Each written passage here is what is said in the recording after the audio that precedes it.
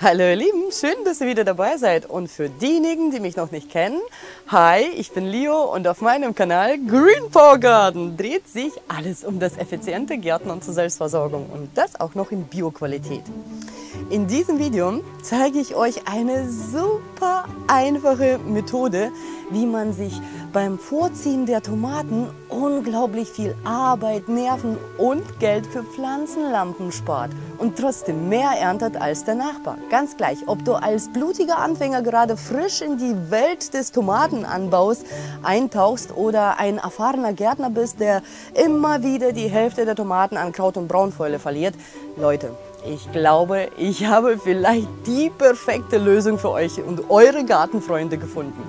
Die Technik, die ich heute mit euch teile, ist so simpel wie genial. Ich habe nämlich vor einiger Zeit aus Schusseligkeit fast alle meine vorgezogenen Tomaten verloren. Aber mit diesem cleveren Kniff konnte ich mir viel Stress bei der Neuaussaat ersparen und trotzdem so viel ernten, dass mir die Eimer ausgegangen sind. Also musste ich tatsächlich auf Wäschekörbe ausweichen. Wir haben am Ende so viel Tomatensauce eingekocht, dass ich sogar keine Gläser mehr hatte. Aber ich habe noch eine Alternative gefunden und eigenes Tomatenpulver hergestellt. Und ich sage euch eins, das eigene Tomatenpulver ist einfach göttlich.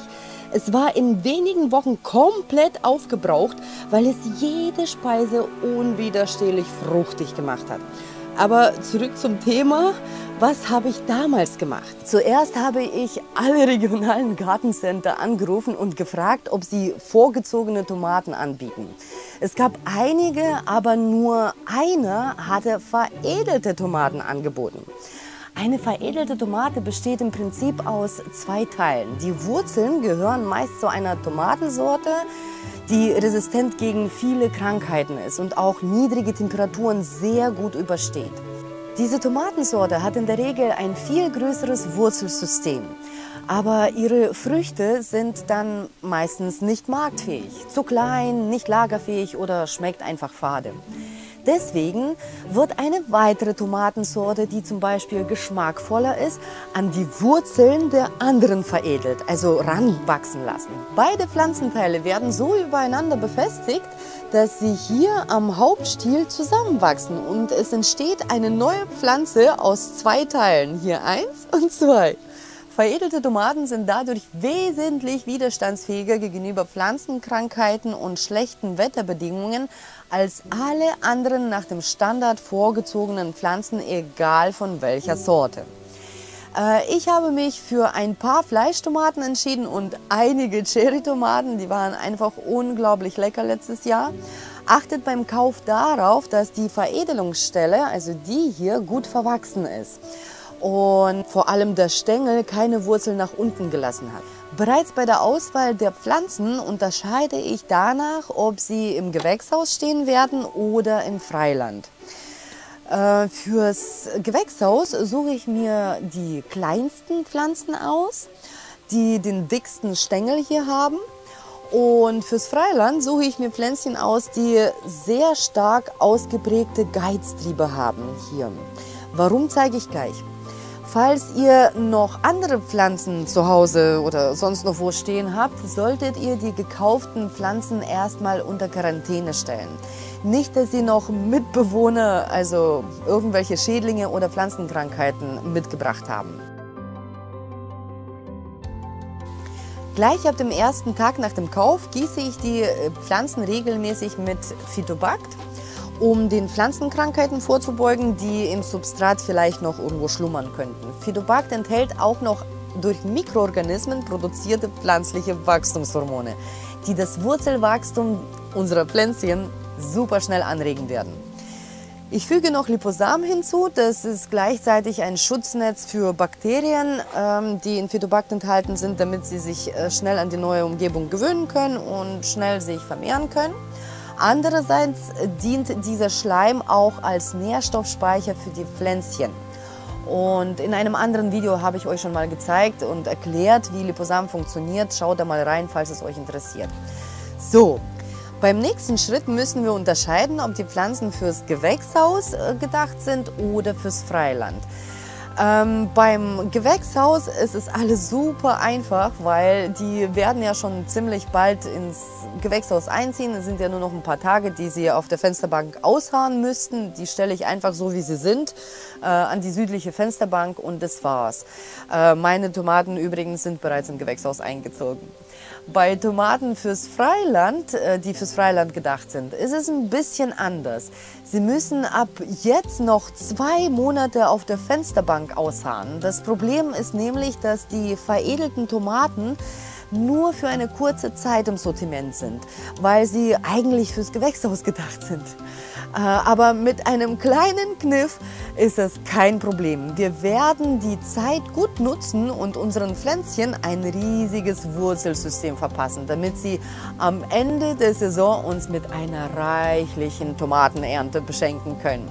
Zuerst müssen wir den Wurzeln viel mehr Platz bieten. Dazu nehme ich am liebsten solche Tetrapacks und schneide hier großzügig die Ecken ab. Als Drainage lege ich auf den Boden ein bisschen Moos, aus dem eigenen Garten wohlgemerkt. Wenn ich Glück habe, bringe ich mit dem Moos nicht nur weitere nützliche Bakterien, sondern auch noch Mykorrhiza-Pilze mit in die Pflanztöpfe rein, also eine wirklich super Sache.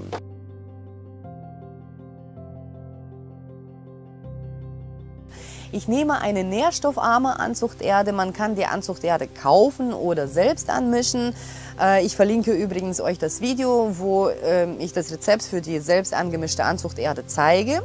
Die Tomaten werden so umgetopft, dass die Veredelungsstelle noch ein gutes Stück über der Erde ist.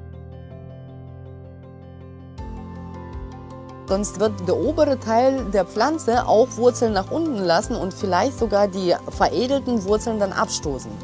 Auch diese Pflanzen stelle ich ganz normal auf die südliche Fensterbank, aber mit einem kleinen Sonnenschirm für die Wurzeln, damit sie sich nicht zu sehr erhitzen. Die Erde in den Pflanztöpfen sollte bei ca. 18 Grad liegen, nicht wärmer.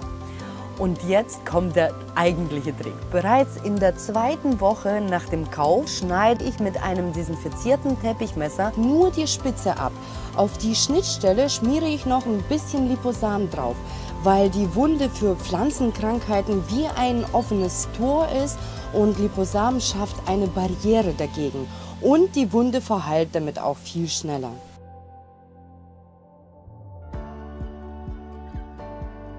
Mit der Zeit werden die Triebe die Funktion des Haupttriebes übernehmen und uns mit einer reichen Ernte beschenken. Aber solange die Pflanzen auf der Fensterbank stehen und warten, gieße ich sie nur beim Umtopfen von oben, aber danach nur noch von unten, also hier rein quasi. Dadurch beuge ich einen Trauermückenbefall vor und trainiere die Jungpflanzen, ihre Fühler nach unten auszustrecken, um Wasser zu suchen. Und jedes Mal, wenn ich die Pflänzchen gieße, rühre ich immer den lebenden Dünger mit bei, also diesen Organic Balance, zusammen mit irgendeinem selbstgemachten Biodünger an, um den Pflanzen einen guten Vorrat an Nährstoffen zu geben, damit das Auspflanzen später dann weniger stressig für sie ist und sie nach dem Auspflanzen sofort mit der Fruchtbildung beginnen können. Was ist euer geheimer Trick für die üppige Tomatenernte? Teilt euer Geheimnis mit der Community unten in den Kommentaren. So können wir uns gegenseitig inspirieren. Also meine lieben Gartenfreunde, wenn euch das Video gefallen hat, dann freue ich mich über einen Daumen nach oben. Und zum Weiterschauen habe ich euch hier oben eine Playlist verlinkt mit allen möglichen selbstgemachten Bio-Dünger-Rezeptchen. Und hier unten findet ihr eine Anleitung zum Auspflanzen von Tomaten. Ich bin mir sicher, da wird jeder für sich etwas Neues entdecken. Also, bis dann, bleibt grün!